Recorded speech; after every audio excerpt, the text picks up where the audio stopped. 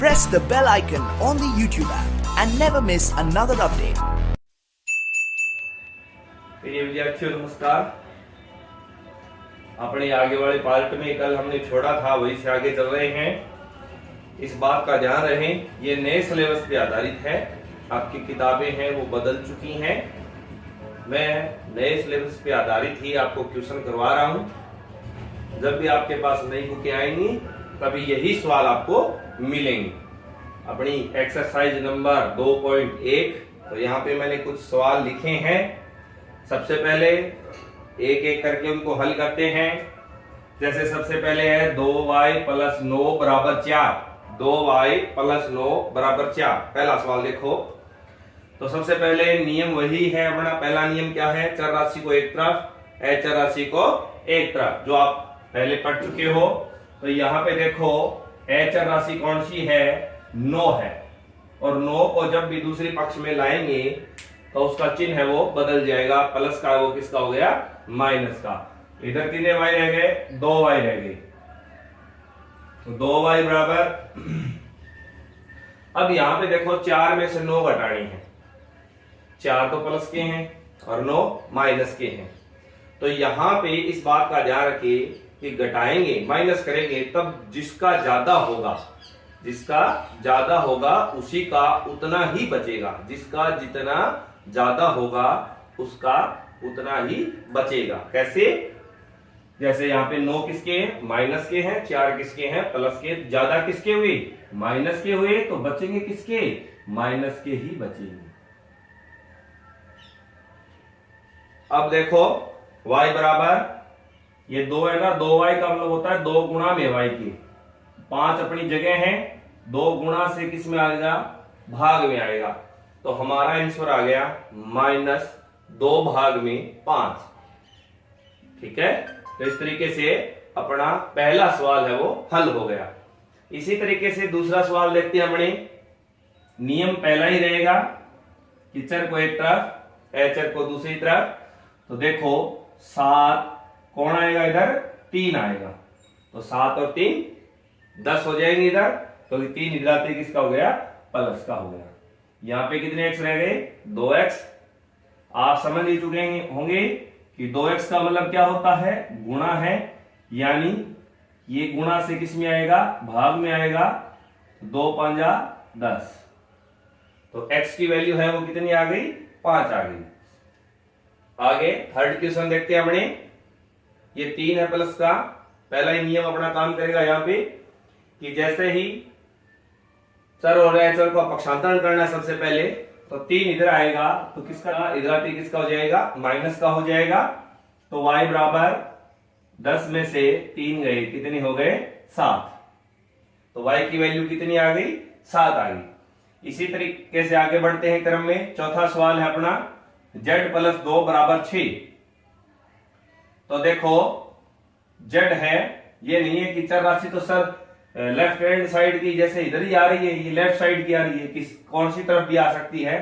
इसका मतलब 6 है, 6 में से 2 घटेंगे इधर जाके, यानी अब की बार राइट साइड में 2 है और राइट साइड में चर राशि है। तो आप इसको दोनों तरीकों से कर सकते हो। मैं आपको बताता हूं कैसे। कि जैसे 2 इधर जाएगा किसका हो जाएगा? माइनस का। पहला तरीका बता रहा हूं। तो z बराबर 6 - 2 यानी 4 हो गए। z का मान कितना आ गया? 4। और इसी दूसरे तरीके से करें, जैसे आपको जो शंका है वो दूर हो जाएगी कि जैसे देखो कि सर z का पक्षांतरण नहीं कर सकते, z का भी पक्षांतरण कर सकते हैं। z को इधर लाएंगे, किसका हो जाएगा? माइनस का हो जाएगा। प्लस का 6 बराबर प्लस के कितने रह जाएंगे? 2। अब 6 इधर था, ये यहीं पे है।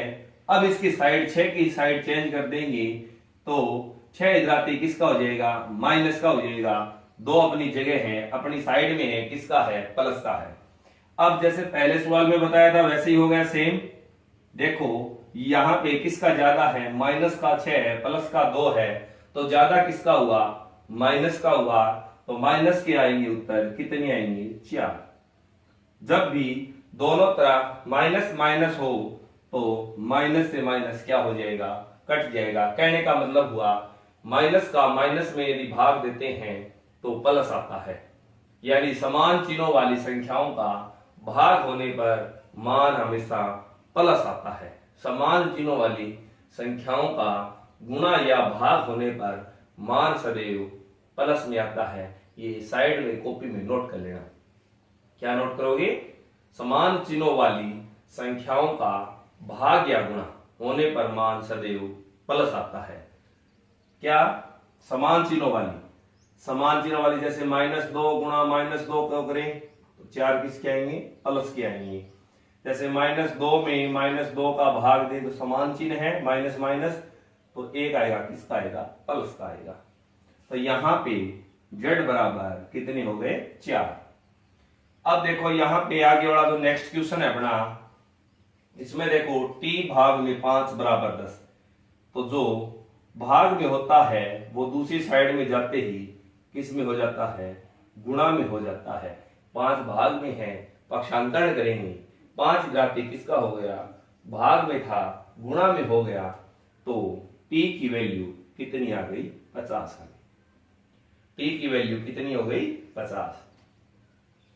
अब ये 6वां, 7वां, 8वां, 9वां क्वेश्चन आपको करना है कॉपी में। 10वां क्वेश्चन है वो मैं करवा रहा हूं।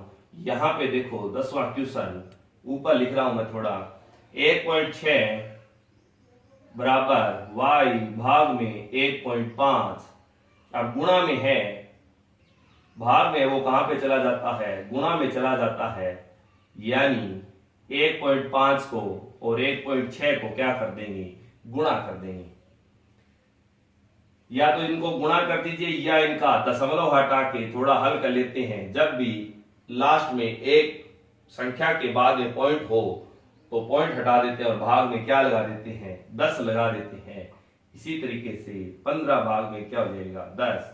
y की वैल्यू निकाल लेते हैं। अब ये पॉइंट क्यों हटाया? क्योंकि अब सरल करेंगे ना तो जल्दी हो जाएगा थोड़ा। 5 दूनी 10, 5 तिया 15, 2 एकम 2, 2 आठे 16। यहां पे सबसे पहले 5 से हल किया। 5 दूनी 10, यानी 10 में 5 का भाग दिया और 15 में 5 का भाग दिया, 3 आए। इसी तरीके से देखो 2 चौके 8, 2 का भाग 8 में दिया, कितने आए? 4, 2 5 10। अब ऊपर रह गए 12, भाग में कितना रह गया? 5।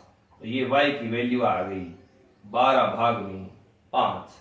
तो बच्चों आज आपको क्या करने हैं?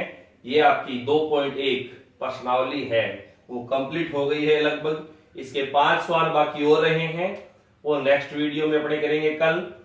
तो ध्यान से सुनो कि आपको आज 10 सवाल करवाए हैं, 5 मैंने करवाए हैं और 5 आपको हल करने हैं। ध्यान रहे ये नए सिलेबस पर आधारित है। धन्यवाद।